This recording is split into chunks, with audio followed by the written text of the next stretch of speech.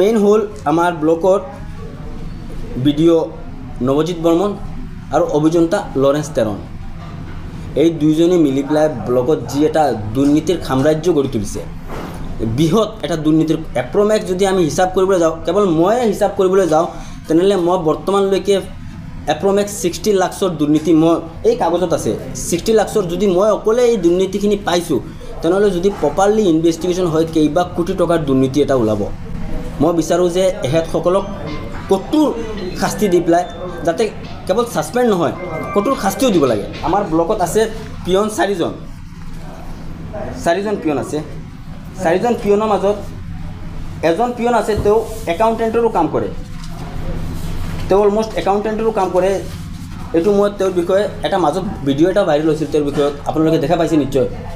video' এইটো মই তেওঁৰ বিষয়ত ডিচি ছাৰক গৈ পেলাই কমপ্লেইন দিছিলোঁ এই হি হ'ল এটা এজেণ্ট এই এজেণ্ট দি পেলাই ভিডিঅ' নৱজিৎ বৰ্মনে কালেকশ্যন কৰে তাৰ ভিডিঅ' নৱজিৎ আমাৰ মাননীয় খণ্ডনীয় বিষয়া মহোদয়ৰ এটা এজেণ্ট হয় এই এজেণ্টৰ সহায়ত তেওঁ কালেকশ্যন কৰি পেলাই যি কালেকশ্যন আহে তেখেতে ভাগ বতৰা কৰে ইয়াতে আছে লৰেন্স তেৰন নৱজিৎ বৰ্মন আৰু নাছিৰুদ্দিন চৌধুৰী আপোনালোক দেখাই আছোঁ মই যিকোনো ধৰণৰ কিবা কাম লৈ যাওক হি অপেন তাৰ একাউণ্টতে পইচা লৈ লয় কোনো তাৰ ভিতৰত কোনো বয় নাই কোনো ধৰণৰ কোনো বয় নাই যে হি কিবা কাকো কেৰেবো নকৰে অপেন মাইণ্ডেড মানুহ হয় সেইটো কাৰণে এহেতসকলৰ ওপৰত বিহিত ব্যৱস্থা ল'ব পাৰে এপি হেডৰ কাম হৈছে কামৰ মেক্সিমাম কামৰ চেয়াৰমেন হ'ল এজন ভিডিঅ'ৰ বন্ধু আপোনালোকে গম পাব ইণ্টেনশ্যনলি এটা প্লেনিং কৰাপশ্যন কৰিছে যে প্ৰি প্লানিং যাতে এইটো বহুত দিনৰ পৰা এটা বস্তু মানে এতে প্ৰি প্লানিংলি সজাই আনিছে যে আমি এইটো ষ্টেপ লৈ পেলাই লাষ্টত গৈ পেলাই ইমান টকাৰ এটা কৰাপশ্যন কৰিম ৰাজনৈতিক দলতো আছে সেইটো কাৰণে মই বস্তুটো ৰাজনীতিকৰণ কৰিব বিচৰা নাই এটা ড্ৰেইন হ'ল construction of big drain from Rasraj house to Jamuna river Moudanga LP school financial year 22-23 তাতে এলট হৈছে এমাউণ্ট 19,57,000 তাৰে 17,63,000 ৰিলিজ কৰি দিলে পইচা ৰিলিজ কৰি দিলে 200 মিটাৰ্ছ কাম হৈছে যেতিয়া ইনভেষ্টিগেশ্যনত গৈছে পাইছে 200 মিটাৰ কাম তাৰে ছ'চিয়েল অডিট টিমে তাত কৈছে 10 লাখ টকা ৰিফাণ্ড কৰিবলৈ আজিলৈকে ৰিফাণ্ডো হোৱা নাই কিমান ডাঙৰ দুৰ্নীতি চাওক আপোনালোকে আমাৰ বিনাকান্দি উন্নয়ন খণ্ডত যি ধৰণৰ অবাধ দুৰ্নীতি হৈ আছে এই দুৰ্নীতি সন্দৰ্ভত মই মাননীয় মুখ্যমন্ত্ৰী মহোদয়কো এখন এপ্লিকেশ্যন কৰিছোঁ এই কামখিনিত অবাধ এটা দুৰ্নীতি হৈছে এপি ফাউণ্ডৰ পৰা অলমোষ্ট 10টামান স্কিম ধৰা হৈছে ৰাবিছৰ GSB চেণ্ড গ্ৰেভেল এটা যদি স্কিম হয় 3,33,550কে 10টা হ'লে বহুত টকাৰ স্কিম হৈছে অলমোষ্ট 30-40 লাখৰ এটা স্কিম হেতে ধৰিছে 10টামান ধৰি পেলাই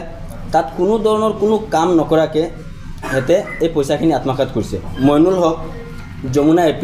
তেখেতে এটা কমপ্লেইন কৰিছিল CO অফিচত কৰাৰ পাছত তাৰ পৰা হেতে এটা টিম আহিছে আহি পেলাই হেতে ইনভেষ্টিগেশ্যন কৰিছে তো অবজাৰভেশ্যনত হেতে এইটো দেখিছে যে তাত ৰাবিছৰ বিল দিয়া হৈছে 124 CM কিন্তু তেখেত যেতিয়া তাত আহিছে আহি পেলাই তাত ইনভেষ্টিগেশ্যন কৰিছে কৰি পেলাই ৰাইজক সোধা পোছা কৰাৰ পাছত তাত দেখা পালে যে 28 CM মান ৰাবিছ পৰিছে আৰু এটা হ'ল ডবকা পঞ্চায়তৰে ডবকা এটা কালভাৰ্ট টোটেল 12 লাখ মাদাৰ একাউণ্টৰ পৰা কনষ্ট্ৰাকশ্যন একাউণ্টত গুচি গ'ল তাত এটা যেতিয়া কমপ্লেইন দিছিলে ইয়াকুব আলী লস্কৰ আমাৰ বিনাকান্দি আঞ্চলিক পঞ্চায়তৰ বৰ্তমান উপসভাপতি ভাইচ চেয়াৰমেন তেখেতৰ ইনভেষ্টিগেশ্যনৰে ৰিপৰ্ট এইটো হ'ল মই RTI মাৰিছিলোঁ RTI মাৰাৰ পিছতে ইনভেষ্টিগেশ্যনৰ ৰিপৰ্টটো তাত লিখা হৈছে যে 28/8/2025লৈকে হেতে আহি পেলাই কোনো ধৰণৰ তাত কোনো কাম পোৱা নাই আৰু এইটো হ'ল হেতে আহি পেলাই ইনভেষ্টিগেশ্যন কৰিছিল এই ইনভেষ্টিগেশ্যন কৰাৰ ক্ষেত্ৰত জিঅ' টেকিং ফটো ৰাখিছিলোঁ মই এই সেইদিনাখনৰ তো আৰু এটা হ'ল construction of market street at Doboka CHC hospital 6,49,000 6,49,000ৰ 100% ডেছপাচ হৈ গ'ল কিন্তু এইটো একচুৱেলি স্কিমে নাই তাত সবতকৈ আচৰিত বস্তু এইটো স্কিমে নাই তাত কাৰণ এইটো স্কিম হ'ল MLA ADSৰ 2023-24 দ্বাৰাই এইবাৰৰ স্কিম এইটো MLA ADS এইবাৰ 2023-24 ধৰিছে এইটো স্কিম ধৰি পেলাই এইটো কৰাইছে ইয়াৰে এইটো construction of market street at Doboka CHC hospital 2024-25 এইবাৰৰ MLA ADSৰ 10 লাখ টকা ধৰিছে 10 লাখ টকাত 7,50,000 ৰিলিজ কৰিছে 7,50,000 ৰিলিজ কৰিছে আৰু বাকী টকাখিনি এতিয়ালৈকে ৰিলিজ হোৱা নাই 10 লাখ টকাৰ স্কিম যোনটো এইটো হ'ল এটা MLA ADSৰ স্কিম এইটো MLA ADSৰ স্কিমটোত হেতে জিঅ'টেক কৰি পেলাই ব্লকৰ পৰা 6,49,000 হেতে আত্মঘাত কৰিছে যিকোনো খবৰৰ বাবে যোগাযোগ কৰক 7099017330 লগতে 7099017110 নম্বৰত